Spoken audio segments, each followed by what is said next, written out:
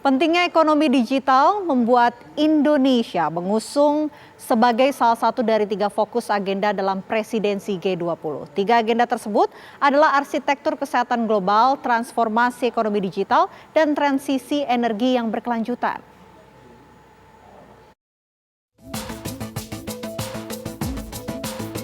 Indonesia mengusung 3 fokus agenda dalam presidensi G20.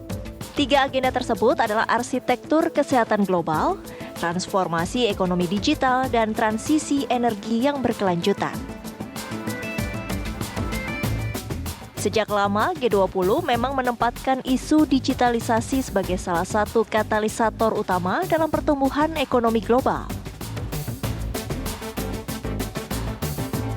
Khusus menyangkut ekonomi digital, Presiden Joko Widodo memberi perhatian besar. Bahkan saat berbicara di forum bisnis skala global di Amerika Serikat pekan lalu, Presiden memaparkan besarnya potensi ekonomi digital Indonesia dan keseriusan pemerintah untuk menggandeng investor swasta dalam upaya pengembangan ekonomi digital.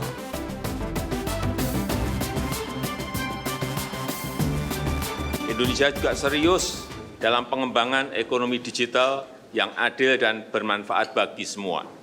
Di Asia Tenggara, nilai ekonomi digital diprediksi mencapai 330 miliar US dollar pada tahun 2025. Dan di Indonesia sendiri, ekonomi digital diproyeksikan tumbuh 20% per tahun, mencapai 146 miliar dolar pada tahun 2025.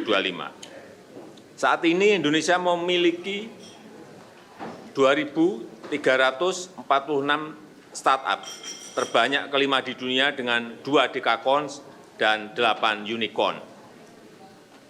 Saya sangat mengharapkan kontribusi pebisnis Amerika dalam pengembangan infrastruktur digital, memfasilitasi digital capacity building, serta mendukung kami masuk ke global value chain melalui digitalisasi. Selama lebih dari 2 tahun terakhir, kegiatan perekonomian digital telah menjadi salah satu penopang utama pemulihan Indonesia dan dunia akibat pandemi COVID-19.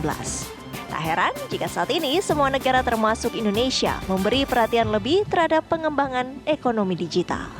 Tim TV One mengabarkan.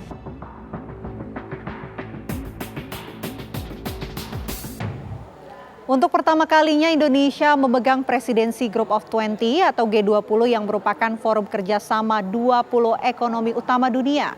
Periode presidensi Indonesia berlangsung selama 1 tahun, mulai 1 Desember 2021 lalu hingga 30 November 2022 mendatang.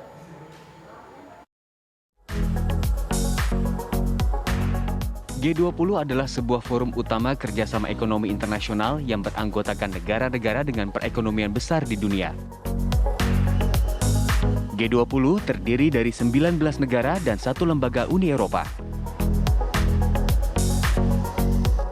Indonesia menjadi anggota G20 sejak forum internasional tersebut dibentuk pada tahun 1999.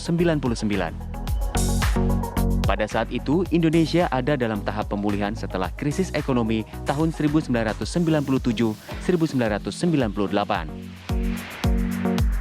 Indonesia oleh dunia dinilai sebagai emerging economy yang mempunyai ukuran dan potensi ekonomi sangat besar di kawasan Asia.